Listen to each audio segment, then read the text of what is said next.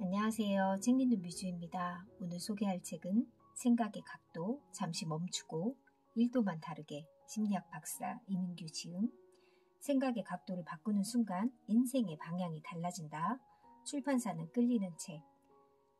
우리가 늘 하는 게 바로 생각이죠. 단 하루도 생각을 안 하고 지나가는 날은 없잖아요. 생각의 각도를 조금만 다르게 해도 우리의 많은 삶과 행동과 마음이 달라지지 않을까 생각해 봅니다. 많은 분들이 이 책을 추천하셔서 저도 이 책을 구입하게 되었는데요. 책이 참 너무 좋다는 생각이 들었고요. 제목 또한 너무나 마음에 들었습니다. 지은이 이민규 심리학 박사, 임상심리 전문가, 아주대학교 심리학과 명예교수, 성공적이고 행복한 삶을 위해서는 1%만 바꾸면 된다는 삶의 철학을 널리 퍼뜨려 독자들에게 1% 행동 심리학자로 알려져 있다. 단국대학교 특수교육학과를 졸업하고 서울대학교 대학원 심리학과에서 임상심리학으로 석사, 박사학위를 취득했다. 조순대학교 의과대학 정신과 교수를 거쳐 아주대학교 부설 아주심리상담센터 소장을 역임했다. 지금은 아주대 심리학과 명예교수로서 자신의 변화와 발전을 고민하는 사람들을 위해 강의와 집필 활동에 열중하고 있다. 프롤로그 1도만 바꾸면 딴 세상이 열린다. 자극과 반응 사이를 가만히 들여다보면 거기에는 틈이 있습니다. 반응이 너무 빨리 일어나 그 틈을 미처 의식하지 못할 뿐 자세히 들여다보면 자극과 반응 사이에는 반드시 공간이 있습니다. 그리고 그 공간에는 자극을 해석하고 반응을 선택하는 생각이 있습니다. 그 공간의 크기와 그 안에서 일어나는 생각의 각도가 삶의 질을 좌우하고 우리의 운명을 결정합니다. 작은 차이로 인생이 달라진다. 생각의 각도에 따라 실패한 자기 자신을 무가치하게 여길 수도 있고 따뜻하게 격려해 줄 수도 있습니다. 마음에 들지 않는 사람을 대할 때 짜증을 낼 수도 있고 너그러운 태도를 보일 수도 있습니다. 날마다 반복되는 일도 어떤 사람에겐 먹고 살기 위해 어쩔 수 없이 해야 하는 지겨운 일이 되고 어떤 사람에겐 놀이처럼 즐거운 의미 있는 일이 됩니다. 느긋하고 활기차면서 행복하고 평화로운 삶을 살 수도 있습니다. 생각도 일종의 기술이다. 더 나은 삶을 살고 싶다면 무엇보다 먼저 자신의 생각을 유심히 살펴보는 연습을 해야 합니다. 진정한 자유는 자극과 반응 사이에서 잠깐 멈추는 것에서 나온다. 그래야 원하는 반응을 선택할 수 있다. 이 책은 자기 자신을 사랑하고 만나는 사람들과 좋은 관계를 유지하면서 삶을 보다 행복하게 향유할 수 있는 생각들에 대한 이야기들로 구성했습니다. 세상을 더 아름답게 보면서 인생을 향유할 수 있기를 소망합니다. 2021년 2월 저자 이민규 차례 1부 자신을 사랑하기, 2부 더불어 살아가기, 3부 인생을 향유하기. 자신을 사랑하기, 자신을 사랑하지 못하면 그 누구도 진정으로 사랑할 수 없다. 죽은 사람의 물건을 정리해주는 유품 정리사의 말에 따르면 사람들은 대개 제일 좋은 것은 써보지도 못한 채 죽는다고 한다. 그렇게 안 좋은 것만 쓰고 안 좋은 것만 먹다 죽으면 우리 인생은 안 좋은 것으로 가득 채워진 채 끝이 난다. 물건이나 음식만 그럴까? 아니다. 생각이나 말도 그렇다. 평소 안 좋은 생각과 안 좋은 말만 하다가 생의 마지막 순간에 후회하는 사람이 많다. 귀하고 좋은 거 너무 아끼지 말고 지금 쓰고 지금 하자. 사람들은 나에게 관심 없다. 참고는 하자. 그러나 다른 사람들의 말에 너무 휘둘리지는 말자. 남에게 해가 되지 않는 일이라면 남의 눈치 너무 보지 말고 하고 싶은 대로 하자. 그리고 자신의 선택에 책임을 지자. 별로 중요하지도 않은 사람들이 우리에게 보이는 별로 진지하지도 않은 평가나 시선에 신경 쓰면서 다른 데 써야 할 중요한 시간과 에너지를 낭비하지 말자. 어떤 사람을 바꾸는 데는 그 정도밖에 못해 라는 채찍질보다 그만하면 잘했다는 격려가 훨씬 더 큰 영향을 미치며 깊은 울림을 준다. 그건 자기 자신을 바꿀 때도 마찬가지다.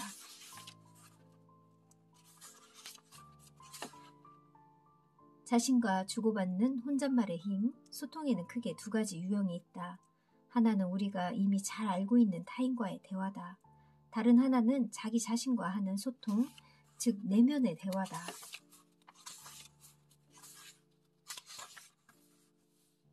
원래대로 돌아갔을 뿐 우리가 괴로움에서 벗어나지 못하는 이유는 현재의 상태가 영원히 지속될 거라고 생각하기 때문이다. 이 세상 어떤 것도 영원히 지속되지 않는다는 사실을 받아들이면 마음이 한결 평화로워진다. 날아가는 새는 뒤돌아보지 않는다. 이미 지나간 과거가 다가오는 미래의 발목을 잡지 않게 하자.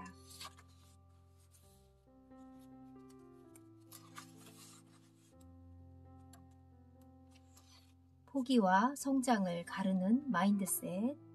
왜 어떤 사람은 시도해보지도 않고 포기하고 또 어떤 사람은 남들이 다 포기하는 일에도 끝까지 도전할까?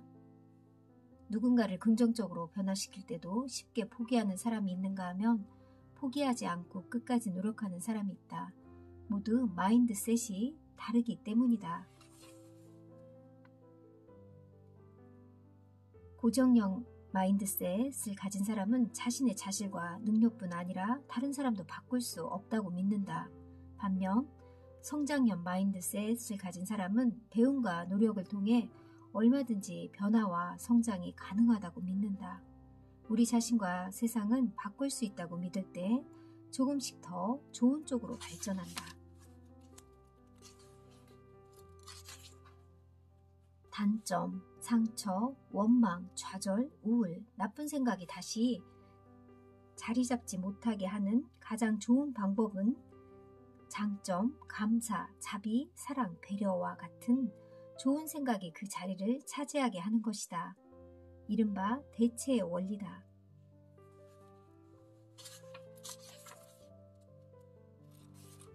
즐겁기 때문에 웃는다. 성공과 행복의 비밀은 자기가 하는 일을 좋아하고 즐기는 것이다. 거꾸로 웃으면 하는 일이 즐거워진다.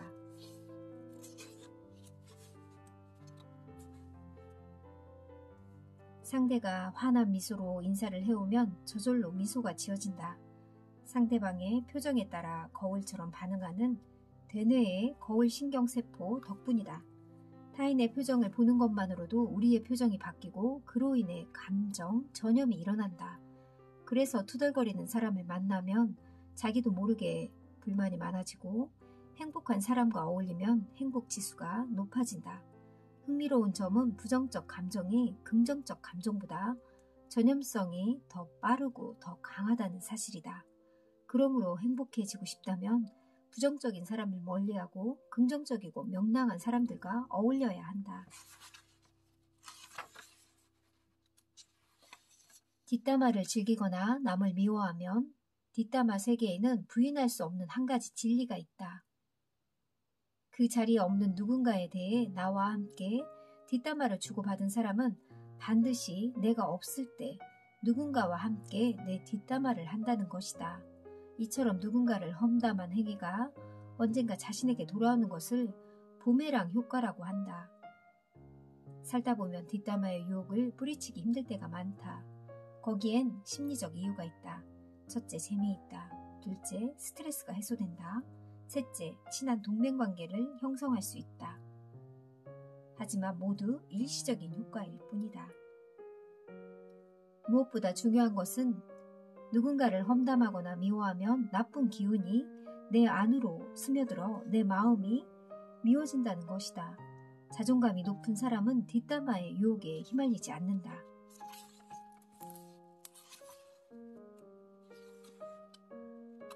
싫을 때 싫다고 거절할 수 있는 용기, 내키지 않는 일을 마지못해 하고 나서 뒤에서 투덜거리거나 두고두고 후회하는 것보다 정중하게 거절하는 것이 서로를 위해 훨씬 더 낫다. 잃어버린 건강은 우리가 함부로 다룬 우리 몸의 보복이다. 주기적으로 하던 일을 멈추고 휴식을 취하고 운동을 하라. 10분의 휴식, 5분의 산책과 1분의 스트레칭이 삶의 질을 바꾼다.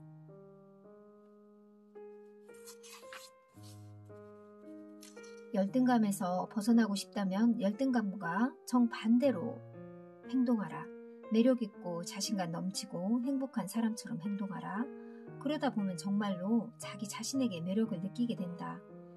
행복하게 느껴지고 자신감이 넘친다. 어떤 모습을 원하건 마치 그런 사람인 것처럼 행동하라. 자신이 그런 사람이라고 믿고 행동하면 진짜 그런 사람이 된다. 2부 더불어 살아가기. 다 안다고 착각하지 마라. 인간관계에서 일어나는 가장 치명적인 문제는 지레짐작과 예단이다. 상대의 마음을 지레짐작하면서 독심술사처럼 다 안다고 착각하지 마라. 오해는 상대를 모르면서도 다 안다고 착각하는 데서 시작되고 갈등 해결은 모른다는 사실을 아는 것부터 시작된다.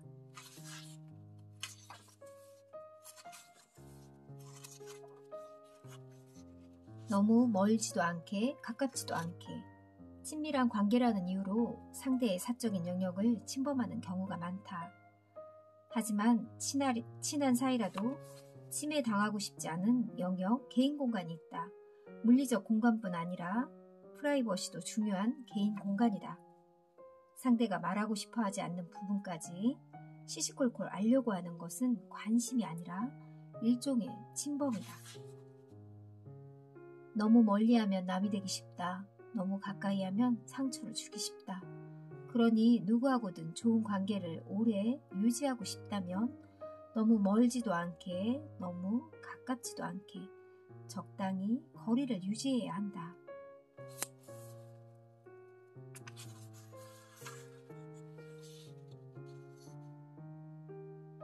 상대방이 싫어하는 말이나 행동을 하는데도 도 같은 사람들이 의외로 많다. 상대방이 좋아하는 일을 아무리 많이 해줘도 상대방이 싫어하는 일을 한 번만 하면 한순간에 관계가 무너진다. 사람들은 긍정적 자극보다 부정적 자극에 훨씬 더 민감하게 반응한다. 이를 심리학에서는 부정성 효과라고 한다. 관계의 질은 해야 할 일을 잘해주는 것보다 하지 말아야 할 일을 하지 않는 것에 의해 더 많이 좌우된다. 관계는 상대가 좋아하는 것을 해주는 것으로 시작되지만 관계의 유지 여부는 상대가 싫어하는 것을 얼마나 하지 않느냐로 결정된다.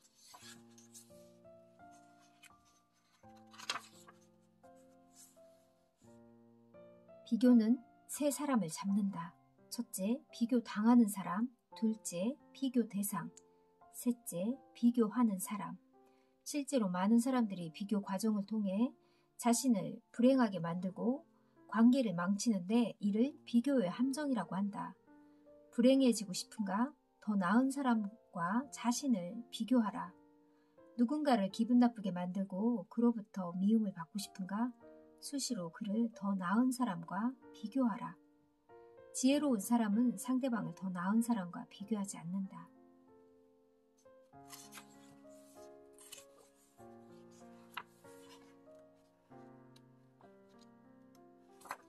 더 친해지고 싶은가? 적을 만들고 싶은가? 그렇다면 그 사람이 좋아하는 것을 싫어하라. 그를 친구로 만들고 싶은가? 그렇다면 그 사람이 좋아하는 것을 좋아하라. 사람은 자기가 좋아하는 것을 싫어하는 사람을 싫어하고 자기가 좋아하는 것을 좋아하는 사람을 좋아한다. 대화 중 가장 많이 들리는 목소리는 대화하면서 가장 자주 들리는 소리가 자기 목소리라면 그로 인해 잃는 것이 무엇인지 냉정하게 생각해봐야 한다. 세상은 말 잘하는 사람보다 잘 들어주는 사람을 좋아한다.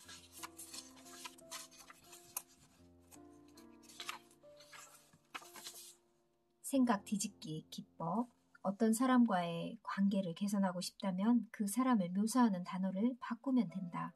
똑같은 사람도 부정적인 단어로 묘사하면 부정적인 사람이 되고 긍정적인 단어로 묘사하면 긍정적인 사람이 된다.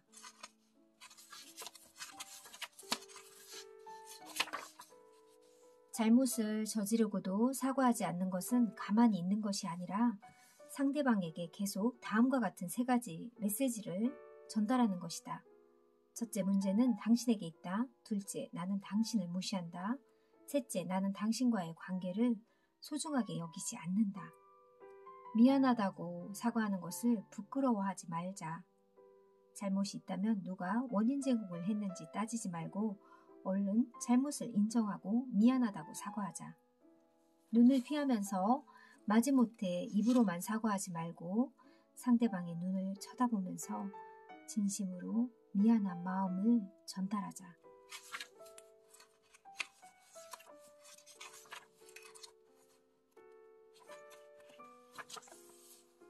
테레사 수녀는 이렇게 말했다. 사랑은 가장 가까운 사람, 가족을 돌보는 것에서부터 시작된다.